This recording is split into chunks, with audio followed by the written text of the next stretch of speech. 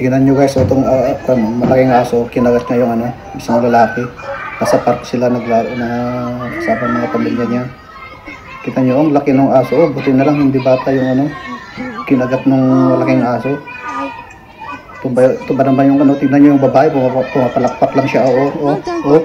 Hindi man lang hilayan yung aso. Siguro yung babae na pumapalakpak aso niya yun.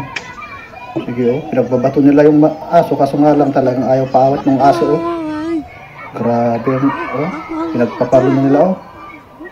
Kawawa yung lalaki. Buti na lang hindi bata yung kinagat niya. Kung batang kinagat niya, sigurado kawawa ulit yung bata. Malaki ba naman ng aso? Ang taba-taba pa.